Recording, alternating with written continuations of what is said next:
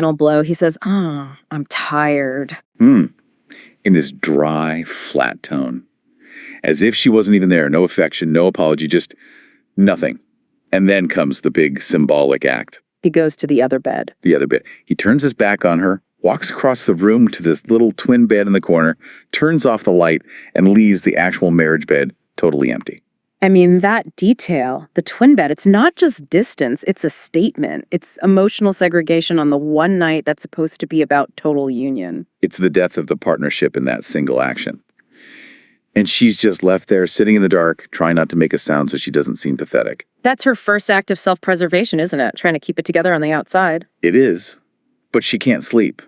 And about 30 minutes later, she hears a sound. A short, muffled groan. And Julian's bed is empty. It's empty. So she gets up, and she follows this faint light coming from a room down the hall. And this is where all those little pieces she ignored, all those little warning signs, they start to click into place. Yeah, and the context here is just damning. The room with the light on was Julian's mother's room. And she was supposed to be out of town getting medicine. The room was supposed to be empty. So it's opportunistic, it's clandestine. Exactly. But she doesn't run away, she doesn't scream, she just stands there, heart pounding, and puts her ear to the door. Oh, man. She hears the bed creak, a muffled sigh, and then the worst possible thing. Laura's voice. The unmistakable voice of her best friend, Laura. She describes hearing these broken whispers, a mix of pleasure and urgency, blended with little laughs. Oh, that is brutal. It's not just a physical betrayal. That's the sound of her entire support system being destroyed. And then comes the final nail in the coffin. She hears Julian's voice, whispering Laura's name between low gasps. He's giving Laura the intimacy he so coldly denied his new wife just minutes before. And with the woman who was supposed to be her rock through everything. And what's so incredible is what she does next. She doesn't burst in. She doesn't cause a scene. She waits. She waits. She just stands there right in front of the door and waits for him to come out. She chooses this dignified confrontation over an emotional explosion. She needed to see their faces. And then the door opens. Julian comes out first, his shirt's unbuttoned, belt all crooked, guilt all over his face. And Laura's right behind him.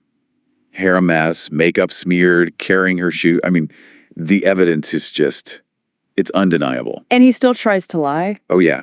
He tries this clumsy, just absurd lie about helping Laura find something his mother left behind. Which is almost worse than the act itself. It's so disrespectful. It is, but she doesn't let him. She just cuts right through it. Her voice is clear, even though her legs are shaking, and she just says she heard everything. Every whisper, every groan, every word they should never have shared. That's it. That's the moment she starts taking her power back, by refusing to play along with their fiction. Exactly. Julian finally gives up, just mumbles something about being confused for a while. Laura starts with these, performative tears, saying she's sorry over and over. Mm-hmm. But the narrator's reaction is what's key. It's the turning point. Yeah. She doesn't feel sadness. She feels mute, dry rage. She sees Laura not as a friend anymore, but as this empty woman. The shock is gone. And what's left is this cold, hard clarity. And that clarity leads to immediate action. She walks out of there. She leaves the estate right then in her wedding gown and just walks for hours down these empty country roads.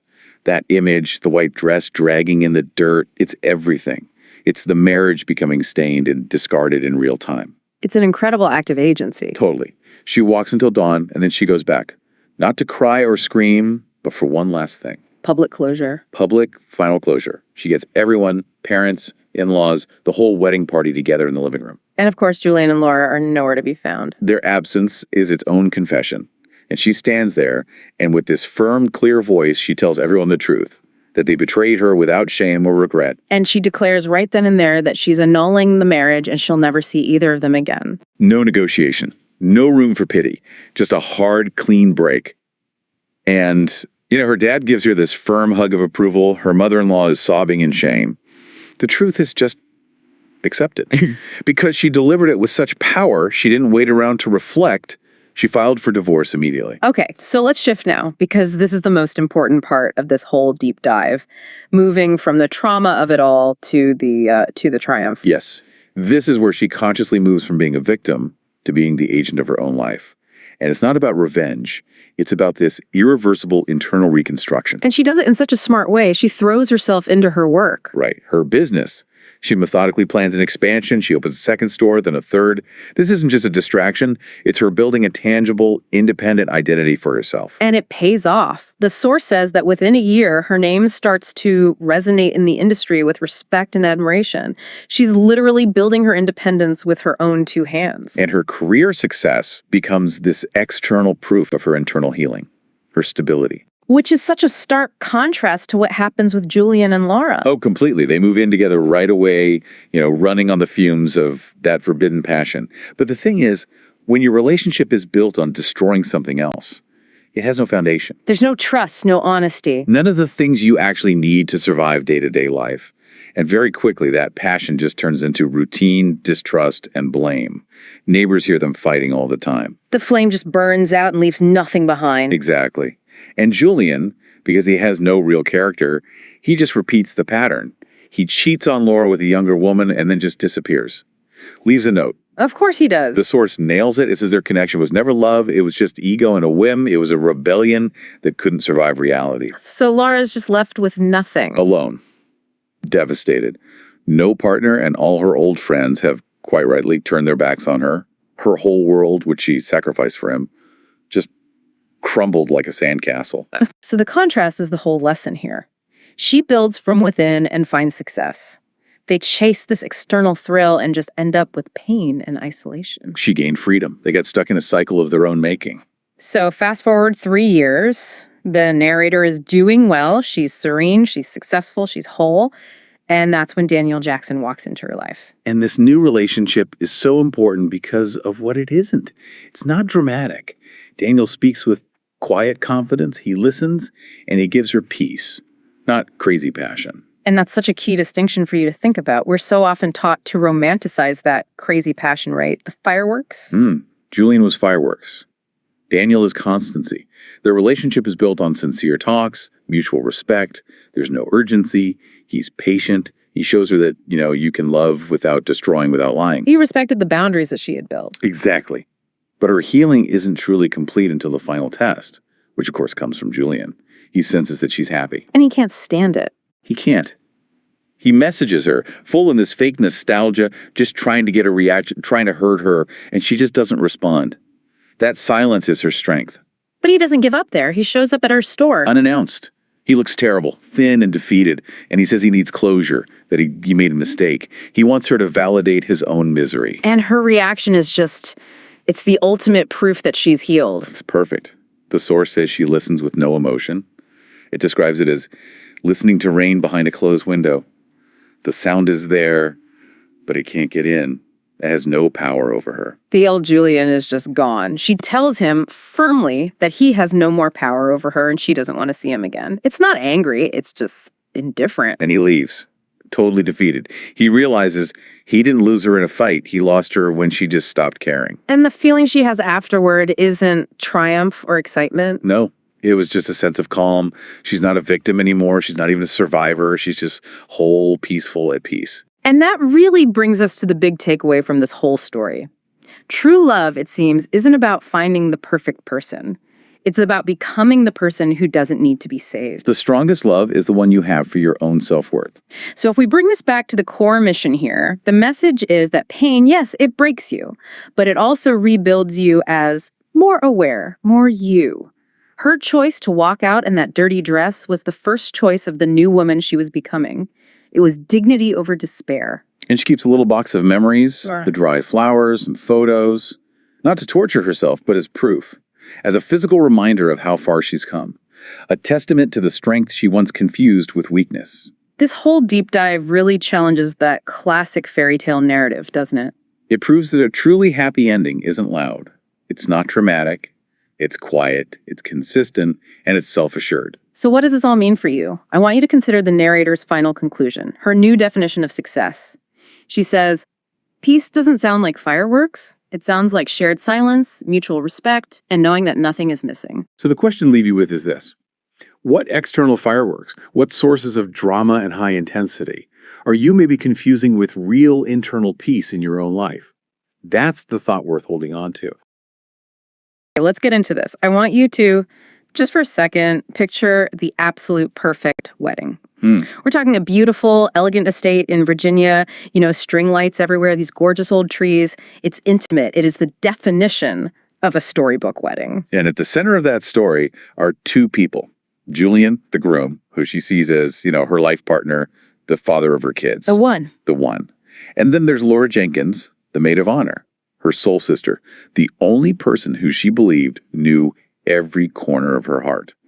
So today we are diving deep into this incredible personal narrative called From Broken Vows to Quiet Peace. And our mission here isn't just to focus on the tragedy of it all. Right. The betrayal is, it's spectacular. It's what drives the whole thing. Exactly.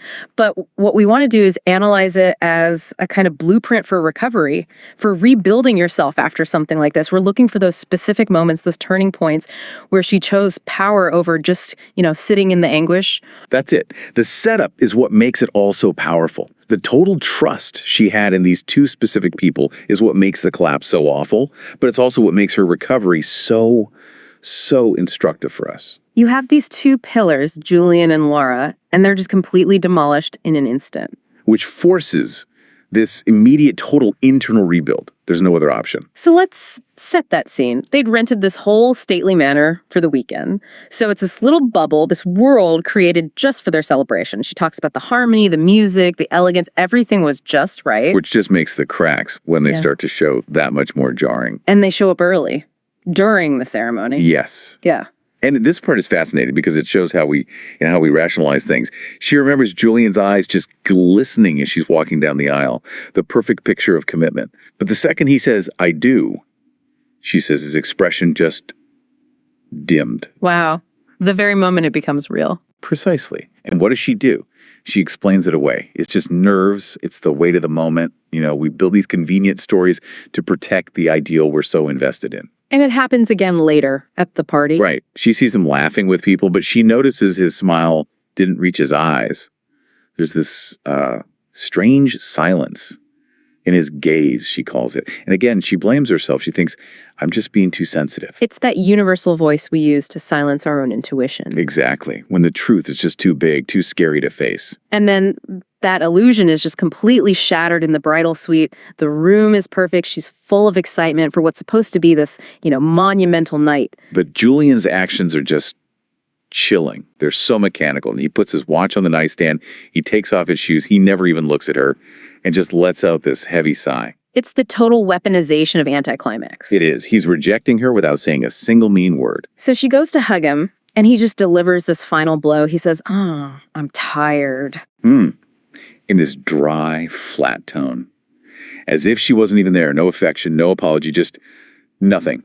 And then comes the big symbolic act. He goes to the other bed. The other bit. He turns his back on her, walks across the room to this little twin bed in the corner, turns off the light, and leaves the actual marriage bed totally empty.